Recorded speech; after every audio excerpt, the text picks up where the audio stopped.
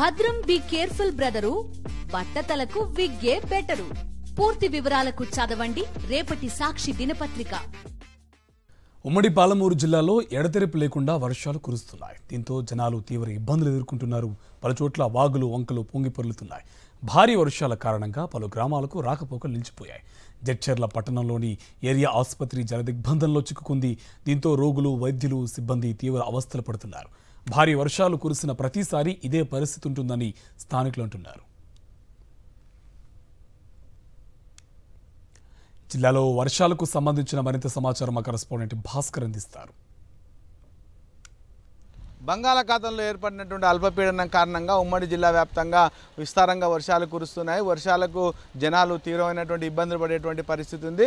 ముఖ్యంగా ఈ యొక్క జిల్లాలోని సీసీకుంటలో 8 సెంటీమీటర్ల వర్షపాతము, జడ్చర్లలో 6 సెంటీమీటర్లు, ఈ నవాపేట, మూసాపేట తదితరమైనటువంటి మండలాల్లో కూడా 5 సెంటీమీటర్లకు పైగా వర్షం వచ్చిన నేపథ్యంలో సామాన్య జనం ఇబ్బంది పడే పరిస్థితి. ముఖ్యంగా జడ్చర్ల పట్టణంలో ఉండేటువంటి ఏరియా ఆసుపత్రికి పెద్ద ఎత్తున వరద నీరు వచ్చినటువంటి నేపథ్యంలో ఇటు ఎవరైతే రోగులు ఉన్నారో వాళ్ళు కానీ వాళ్ళ దగ్గర వచ్చినటువంటి యొక్క పేషెంట్కి సంబంధించిన బంధువులు వారంతా కూడా ఇబ్బంది పడేటువంటి పరిస్థితి. ప్రస్తుతం మనం జడ్చర్ల పట్టణంలో ఉండేటువంటి ఏరియా ఆసుపత్రి ప్రాంగణంలో వరద పారుతుండేటువంటి యొక్క దృశ్యాలను చూస్తున్నాం. ఇక్కడ వర్షం వచ్చిన ప్రతిసారి ఈ యొక్క పరిస్థితి ఉండడంతో వాళ్ళంతా కూడా తీవ్రమైనటువంటి ఇబ్బందులు ఎదుర్కొన్నారు. ముఖ్యంగా ఈ యొక్క ఆసుపత్రి నిర్మాణమే సరైనటువంటి ప్రాంతంలో జరగలేదనేటువంటి ఆరోపణలు మొదటి నుంచి వెలువెత్తున్నా కూడా నివారణ చర్యలు చేపట్టడంలో మాత్రం అధికారులు విఫలమవుతున్నారనేటువంటి యొక్క విమర్శలు మాత్రము పెద్ద ఎత్తున వస్తున్నాయి.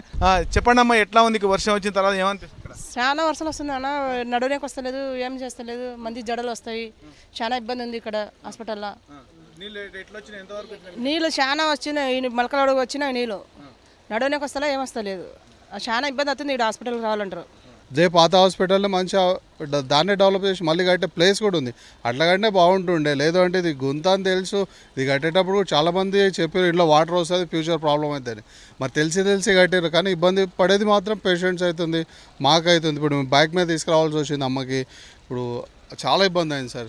కొంతమంది ఇక్కడ ఆసుపత్రిలో పాలు తీసుకొచ్చేటువంటి అతను తీసుకున్నాం. ఎట్లా ఉంది వర్షం వచ్చినప్పుడు, ఎట్లా ఉంటుంది ఇక్కడ? మొత్తం వర్షం నీళ్ళు వచ్చేస్తున్నాయి ఇక్కడ మొత్తం ఫుల్.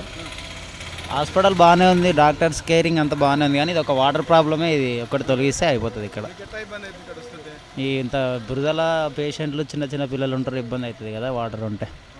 అదొక్కటి వాటర్ లేకుండా చేస్తే హాస్పిటల్ బెటర్. హాస్పిటల్ అయితే ఓకే. మోకాళ్ళ లోతు వైపు ఈ యొక్క నీటిని నుంచి వాళ్ళంతా కూడా విధులు నిర్వహించేందుకు వచ్చేటువంటి పరిస్థితి మాత్రం చాలా ఇబ్బందికరంగా ఉంటుంది. వర్షం వచ్చిందంటే ఇక్కడ ఉండేటువంటి సిబ్బందితో పాటు రోగులు, వారి బంధువులకు గుండెల్లో రైలు పడిగేటటువంటి పరిస్థితి ఉంటుంది.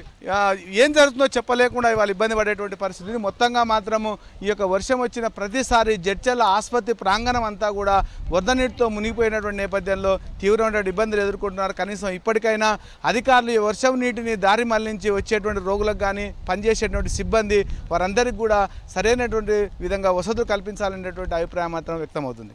కెమెరామెన్ అరవింద్, విజయభాస్కర్, సాక్షి న్యూస్, జడ్చర్ల నుంచి.